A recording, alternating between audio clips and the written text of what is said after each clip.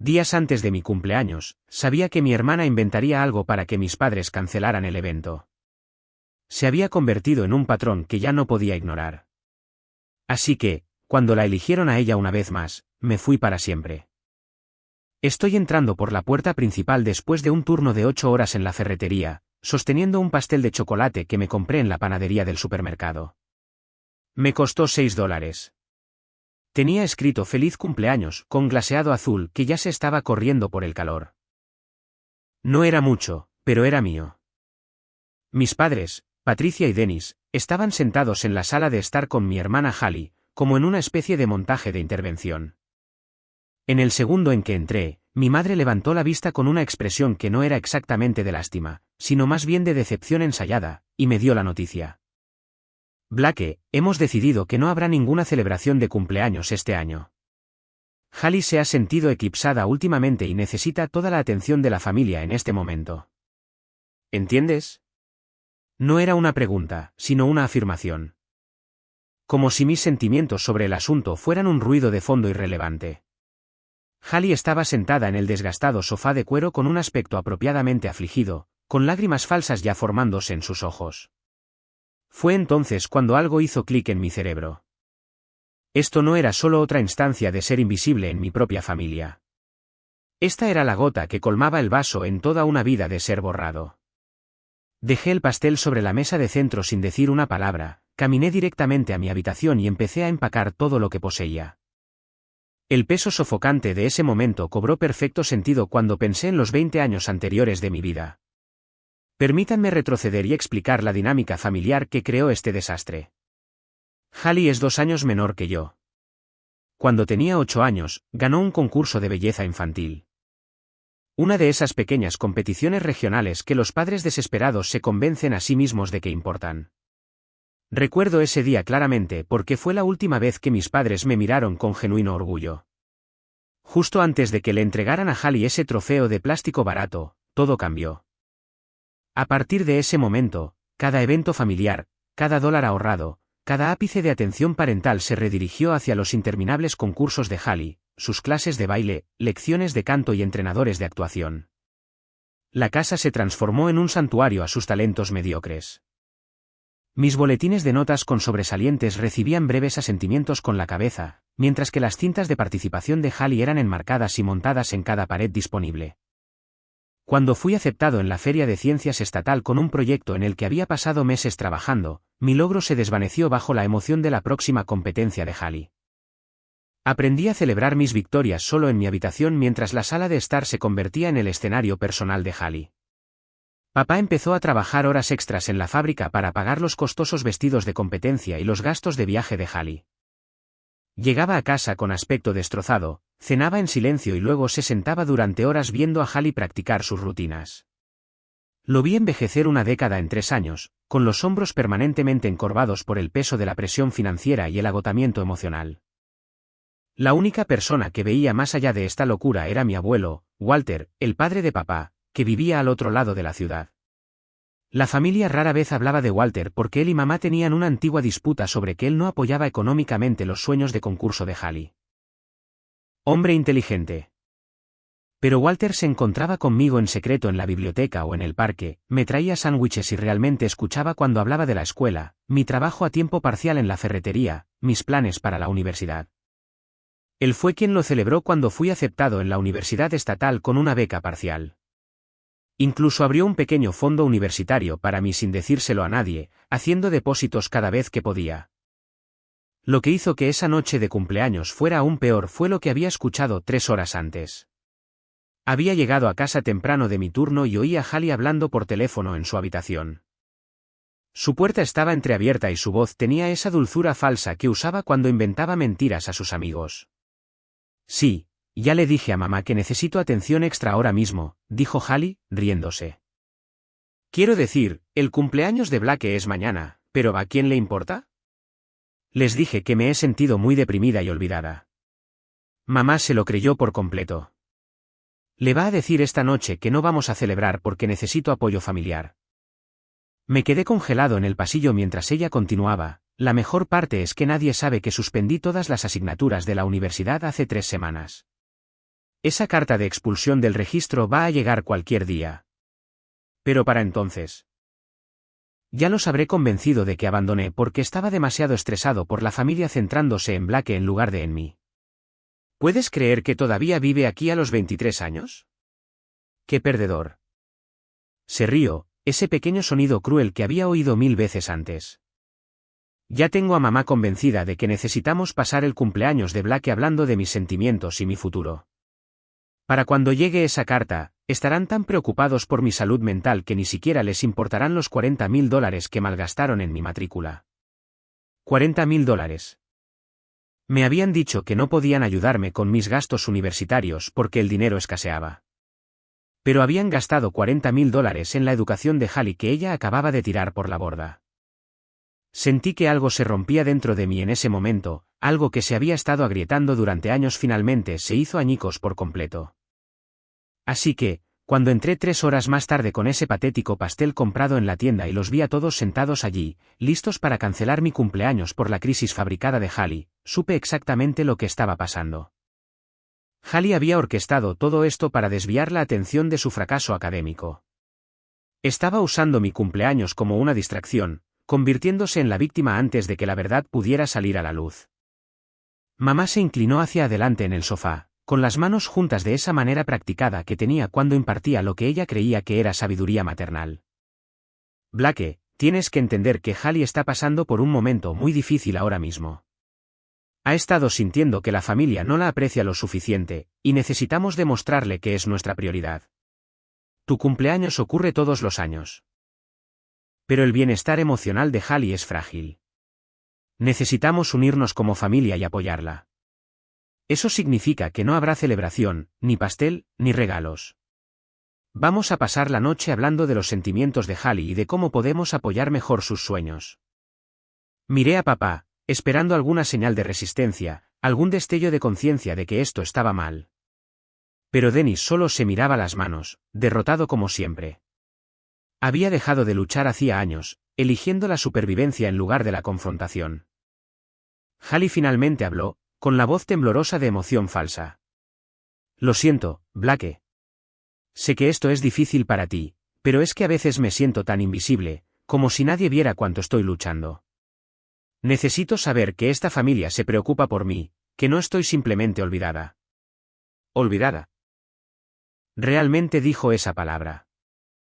La chica cuyo rostro cubría cada pared, cuyos trofeos llenaban cada estante, cuyas necesidades determinaban cada decisión familiar. Se sentía olvidada. Mientras tanto, yo había estado durmiendo en el mismo dormitorio diminuto desde los 5 años porque Hallie necesitaba la habitación más grande para sus trajes de concurso. Había estado usando los mismos 3 pares de vaqueros durante 2 años porque Hallie necesitaba nuevos conjuntos para las fotos de Instagram. Me habían olvidado tan por completo que la mayoría de los miembros de la familia extendida ni siquiera podían recordar que estaba estudiando en la universidad. Fue entonces cuando tomé mi decisión. Sin anuncios, sin confrontaciones dramáticas, sin suplicar reconocimiento. Simplemente dejé ese triste y pequeño pastel en la mesa de centro, los miré a cada uno por última vez y caminé hacia mi habitación. Probablemente pensaron que iba a enfurruñarme como lo había hecho tantas veces antes. No tenían idea de que estaba a punto de desaparecer de sus vidas por completo. Me moví por mi habitación con la eficiencia de alguien que había estado planeando esta fuga inconscientemente durante años.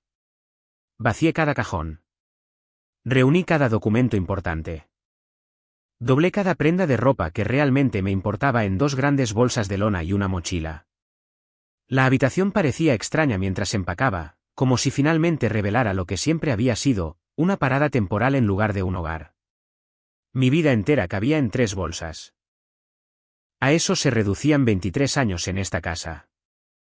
3 bolsas y una carta de aceptación de la universidad. Oí pasos en el pasillo alrededor de la medianoche. Papá llamó suavemente a mi puerta. Blake, ¿puedo entrar? Abrí la puerta. Estaba allí, pareciendo mayor de sus 48 años, con los hombros encorvados y los ojos cansados. Por un momento, pensé que tal vez había entrado en razón. Tal vez finalmente iba a defenderme. En lugar de eso, sacó su cartera y me entregó 5 billetes arrugados de $100. Esto es todo lo que tengo ahora mismo, dijo en voz baja. Sé que las cosas no son justas. Sé que te hemos fallado, pero ya no sé cómo arreglarlo. Tu madre, Hallie. Simplemente no me queda fuerza para luchar. Tomé el dinero, no porque pensara que arreglaba las cosas, sino porque sabía que lo necesitaría. $500 era más de lo que me había dado por cualquier cosa. El hecho de que viniera con una disculpa por toda mi infancia de alguna manera lo empeoraba. Gracias, dije secamente. ¿A dónde irás? ¿Importa? Parecía como si le hubiera dado una bofetada, pero no discutió, solo asintió y se fue, con los hombros de alguna manera más caídos que antes. Me fui a las 2 de la madrugada mientras todos dormían. Metí mis bolsas en mi destartalado Honda Civic que tenía 187.000 millas y conduje al único lugar donde sabía que sería bienvenido, la pequeña casa del abuelo Walter al otro lado de la ciudad. Walter abrió la puerta en bata, echó un vistazo a mis bolsas y a mi cara, y simplemente se hizo a un lado para dejarme entrar sin hacer preguntas. Eso era lo bueno de Walter. No necesitaba explicaciones. Lo entendió al instante. El cumpleaños fue bien, supongo, dijo secamente, dirigiéndose a la cocina para hacer chocolate caliente. Le conté todo. La conversación que había escuchado, la celebración cancelada, los $500 de papá.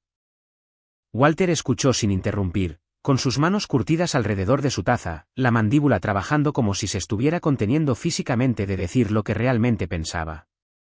Cuando terminé, se quedó en silencio por un largo momento. Puedes quedarte aquí todo el tiempo que necesites, dijo finalmente. La habitación de invitados es tuya. Sin alquiler, sin condiciones. Solo prométeme que terminarás la universidad y harás algo de provecho. La mejor venganza es vivir bien. Lo prometí. Esa habitación de invitados se convirtió en mi plataforma de lanzamiento. Trabajé a tiempo completo en la ferretería, fui a clases y pasé cada momento libre aprendiendo sobre inversión inmobiliaria.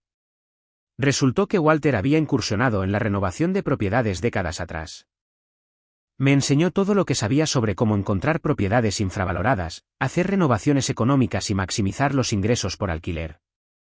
El fondo universitario que había estado creando en secreto para mí resultó ser de $8.000, suficiente para cubrir la matrícula de un año si me quedaba en la zona y seguía trabajando. Terminé mi carrera en 3 años en lugar de 4, tomando clases de verano y llevando el máximo de créditos cada semestre. Mientras tanto, mi familia se desmoronó sin que yo estuviera allí para ser el chivo expiatorio. La carta de expulsión de la Universidad de Hallie llegó 2 semanas después de que me fui. Mamá me llamó 17 veces ese día. No respondí. Dejó mensajes de voz que progresaron de enojados a desesperados y a culpabilizadores. Blake, tu hermana te necesita ahora mismo. Esto es una crisis familiar. ¿Cómo puedes abandonarnos así? Necesitamos presentar un frente unido. Llámame de inmediato. Borré cada mensaje sin escucharlos por completo. A través de Walter, que mantenía un contacto escaso con papá, me enteré de lo que estaba sucediendo. La factura de la matrícula de $40.000 vencía. La defensa de la crisis de salud mental de Hallie no se sostuvo cuando el registrador explicó que había suspendido todas y cada una de las clases por pura falta de asistencia. Mamá estaba furiosa. Papá estaba resignado. Hallie estaba jugando a la víctima más que nunca, de alguna manera haciendo que su fracaso académico fuera culpa de que la familia no apoyaba sus necesidades emocionales lo suficiente. Sin mí allí como amortiguador, el responsable que hacía que la disfunción de todos los demás pareciera menos mala en comparación, tuvieron que mirarse realmente el uno al otro. Aparentemente, no les gustó lo que vieron.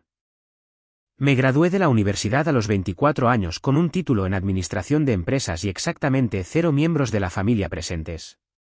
Walter vino, trayendo un pequeño pastel y una tarjeta con un cheque de $1.000. Capital de inversión, lo llamó. Ve a hacer tu primer trato. Ese verano, encontré una propiedad embargada a través de un listado de subasta bancaria. Una casa de 3 dormitorios en un vecindario decente que había estado vacía durante 8 meses. La hierba llegaba a la cintura. La pintura se estaba pelando. Y el interior parecía haber sido abandonado a mitad de la renovación por alguien que se había quedado sin dinero y sin esperanza. Perfecto.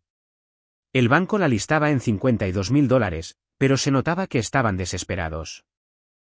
Las propiedades en estas condiciones asustaban a la mayoría de los compradores que querían casas listas para entrar a vivir. Pasé una semana investigando ventas comparables, calculando los costos de reparación y elaborando un presupuesto de renovación detallado. Ofrecí $47.000, esperando que contraofertaran. Aceptaron $45.000 en 24 horas. Usé la inversión de $1.000 de Walter más cada centavo que había ahorrado de 3 años de trabajo en la ferretería como pago inicial. Conseguí un pequeño préstamo comercial para el resto con la propiedad misma como garantía. El oficial del banco pareció escéptico cuando entré con mis planes de renovación y hojas de cálculo de presupuesto, pero los números eran sólidos. Lo aprobó. Los siguientes 6 meses fueron brutales. Trabajaba en mi empleo regular durante el día, luego iba a la propiedad y trabajaba hasta la medianoche o más tarde. Arranqué la alfombra asquerosa. Encontré un hermoso piso de madera de roble debajo que solo necesitaba ser restaurado. Parché y pinté cada superficie. Reemplacé las lámparas anticuadas con alternativas modernas de la ferretería donde obtenía mi descuento de empleado. Me encargué del paisajismo del jardín yo mismo, pasando los fines de semana arrancando malas hierbas y plantando arbustos. Aprendí fontanería viendo vídeos de YouTube y pidiendo favores a contratistas que había conocido en la ferretería. Descubrí el trabajo eléctrico básico de la misma manera. Cometí errores, muchos de ellos, pero aprendí de cada uno. El primer grifo que instalé goteó durante 3 días antes de darme cuenta de que había olvidado una arandela.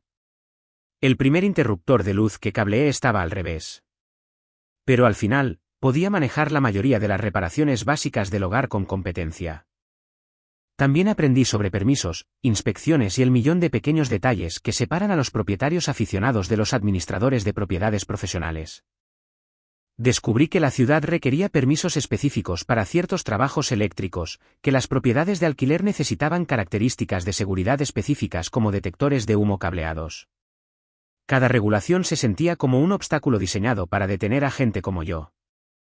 Pero traté cada una como una lección sobre cómo hacer las cosas bien. Cuando terminé, el lugar parecía completamente transformado. Pintura fresca, accesorios actualizados, pisos restaurados, jardín arreglado. La hice tasar profesionalmente y el valor fue de $89.000. Esencialmente, había creado $44.000 en plusvalía a través de 6 meses de sudor y unos $15.000 en materiales y permisos. La puse en alquiler por $1.200 al mes. Recibí 14 solicitudes en la primera semana. Seleccioné a una pareja joven, ambos maestros, con ingresos estables, excelentes referencias, sin señales de alerta. El alquiler cubría mi pago de la hipoteca, los impuestos a la propiedad, el seguro y un fondo de mantenimiento, con unos $200 de sobra cada mes. Ese excedente fue directamente a los ahorros para la siguiente propiedad.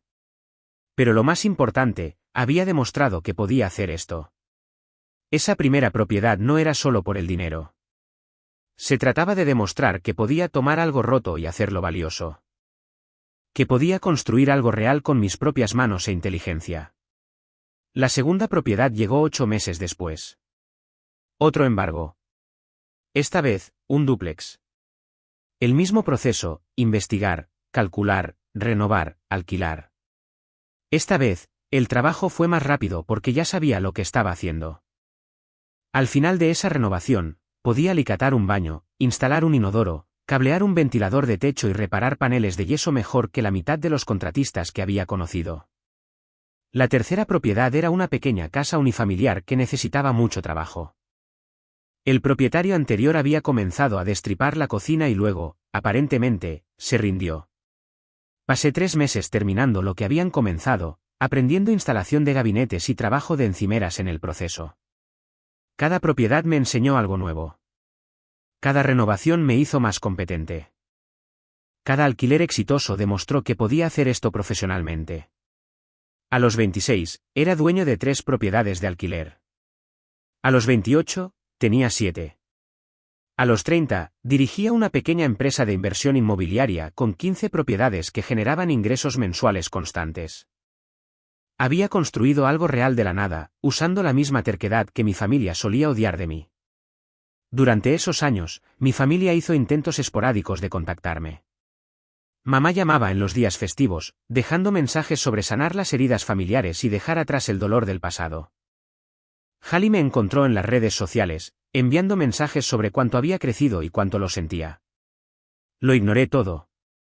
No por rencor, exactamente, sino porque genuinamente no tenía nada que decirles. Pertenecían a una vida que había dejado atrás. Había superado tanto esa versión de mí mismo que interactuar con ellos se sentía como intentar tener una conversación con extraños sobre los problemas de otra persona. Entonces Walter enfermó. Cáncer, en etapa 3 cuando lo encontraron. Tenía 72 años y era terco como una mula, insistiendo en un tratamiento mínimo para poder morir en sus propios términos en lugar de consumirse en algún hospital. Me mudé de nuevo a su casa para cuidarlo durante esos últimos meses. Fue entonces cuando mi familia hizo su jugada. Mamá apareció en casa de Walter una tarde mientras yo estaba en el trabajo. Se había enterado por algún primo lejano de que Walter se estaba muriendo. Probablemente pensó que era su oportunidad de reconectar mientras yo era vulnerable. Walter, bendito sea, la recibió en la puerta y no la dejó entrar. Patricia, dijo fríamente. Tienes mucho descaro apareciendo aquí después de lo que le hiciste a ese chico. Soy su madre, replicó ella, intentando sonar dolida. Tengo derecho a ver a mi hijo. Renunciaste a ese derecho cuando elegiste la fantasía de tu hija sobre la realidad de tu hijo. Blake no quiere verte. Ahora, lárgate de mi propiedad antes de que llame a la policía. Se fue, pero no sin antes dejar una carta. Walter me la dio esa noche. Casi la tiro sin leer, pero algo me hizo abrirla.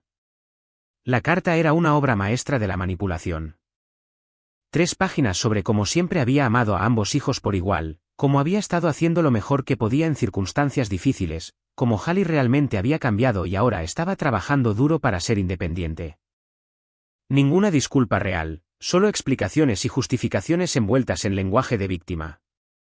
El remate fue el último párrafo. Estamos teniendo dificultades financieras en este momento. A tu padre le recortaron las horas extras y Hallie ha estado luchando por encontrar un empleo estable. Realmente nos vendría bien tu ayuda. Sé que te ha ido bien en el sector inmobiliario. Tal vez podrías darnos algún consejo o ayudarnos con un préstamo. La familia ayuda a la familia. Blake. Eso es lo que hacemos. Ahí estaba. La verdadera razón del repentino interés en la reconciliación. Necesitaban dinero. Le mostré la carta a Walter. La leyó y luego me la devolvió con un movimiento de cabeza de asco. No han cambiado nada, dijo. Siguen usando a la gente. Siguen negándose a asumir la responsabilidad. Siguen esperando que tú arregles sus problemas. Lo sé. ¿Qué vas a hacer? Nada, dije. Absolutamente nada. Walter sonrió. Ese es mi chico. Falleció 3 semanas después, pacíficamente mientras dormía. Me dejó todo. La casa, sus ahorros, su vieja camioneta.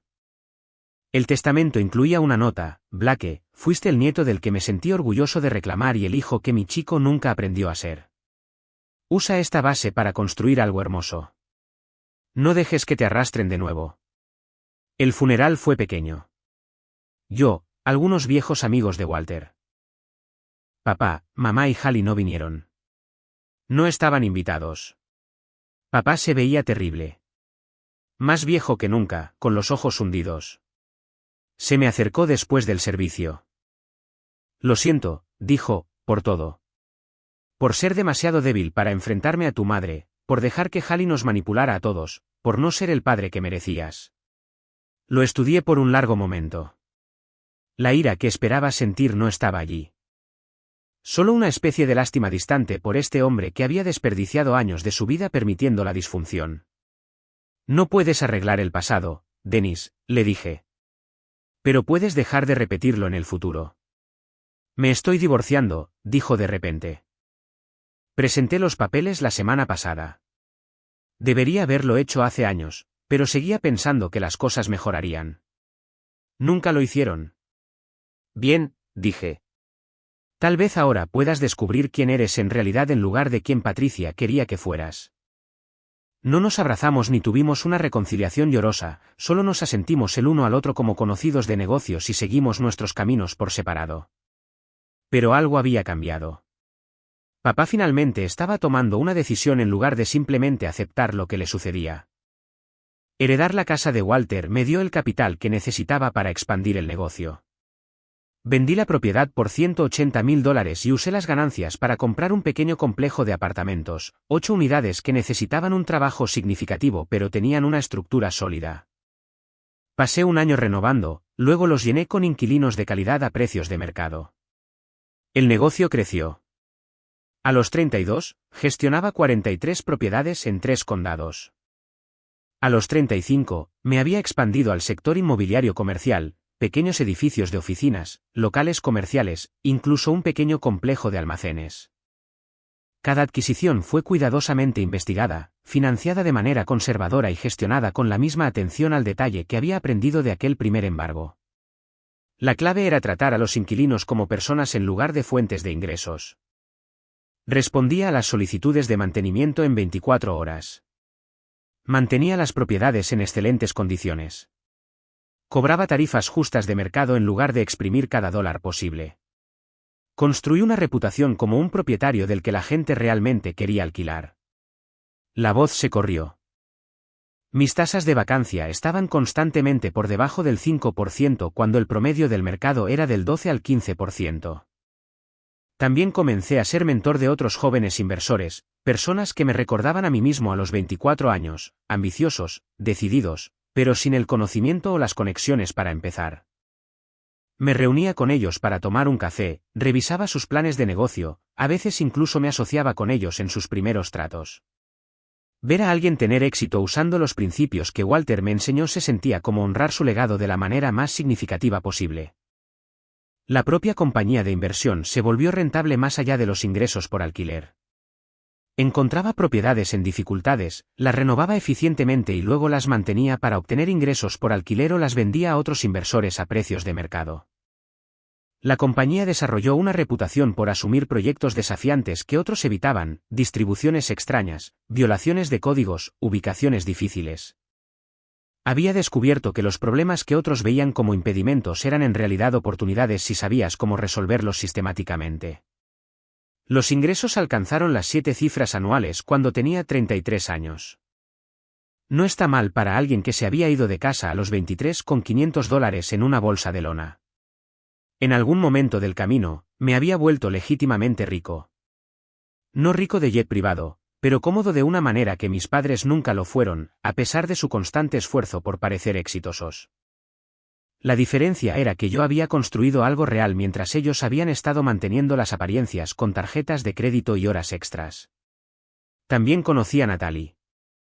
Era una abogada inmobiliaria que se encargaba del cierre de una de mis propiedades comerciales, un pequeño edificio de oficinas que estaba convirtiendo en un espacio de uso mixto comercial.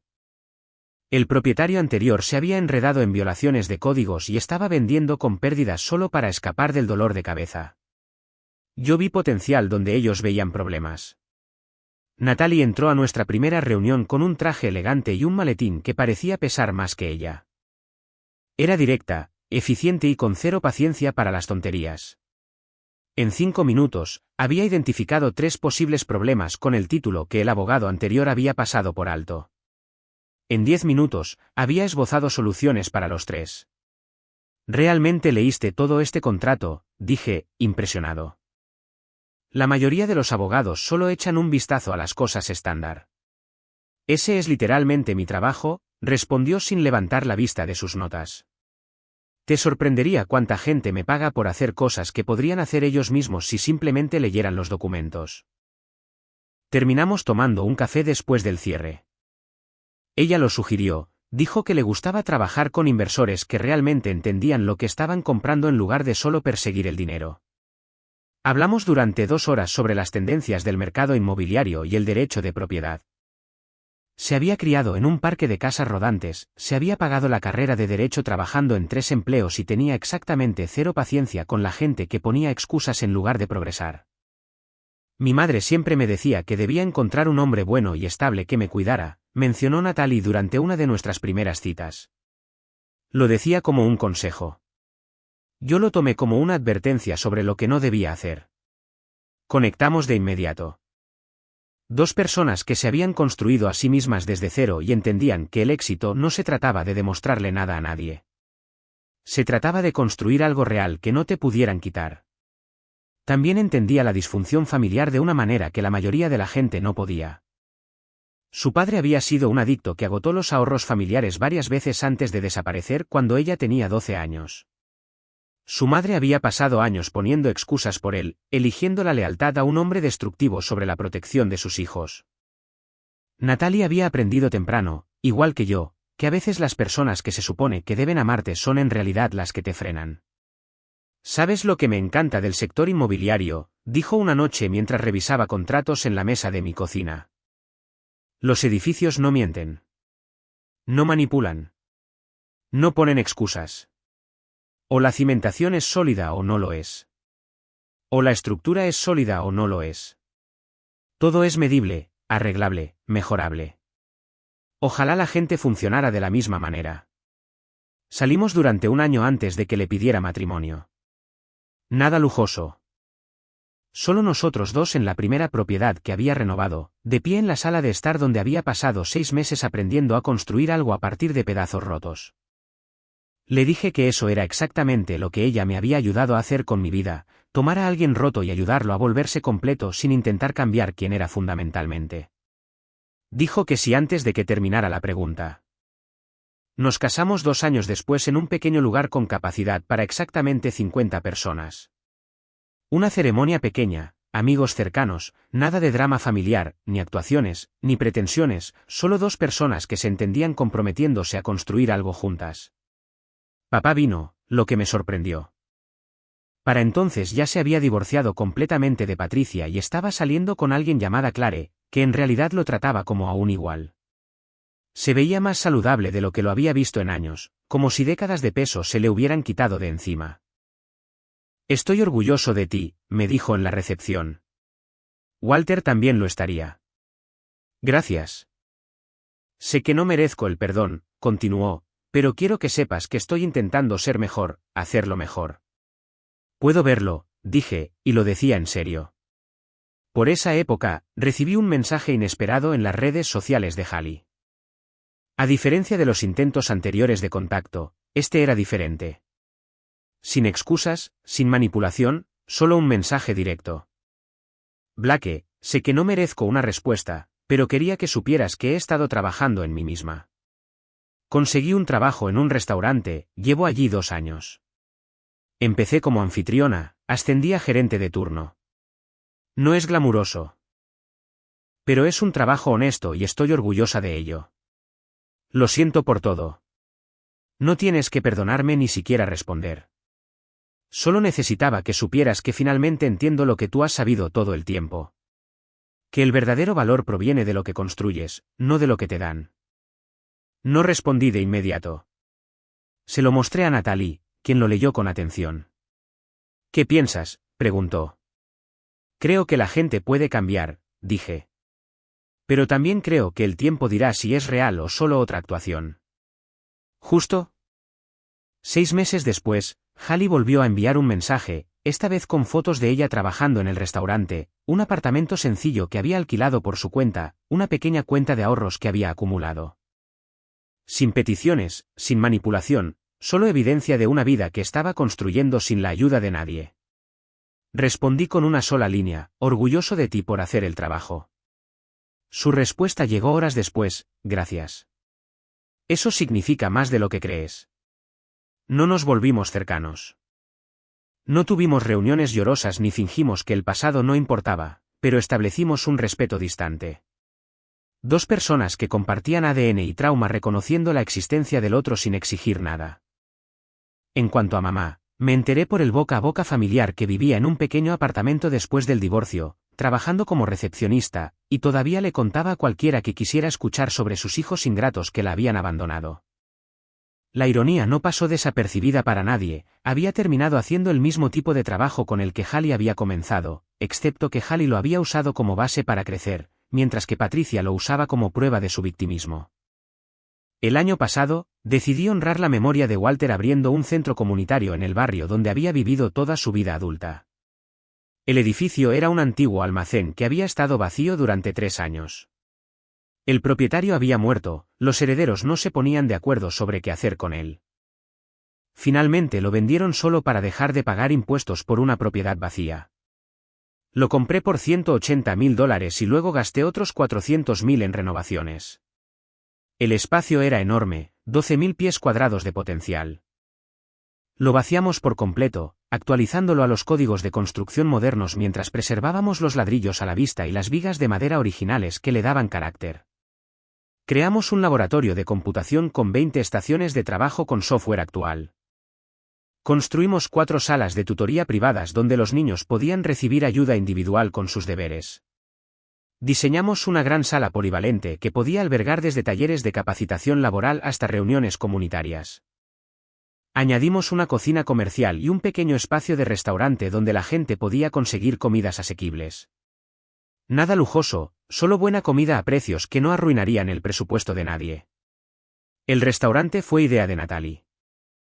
Señaló que muchas familias en ese barrio sufrían inseguridad alimentaria, pero las comidas gratuitas conllevan un estigma.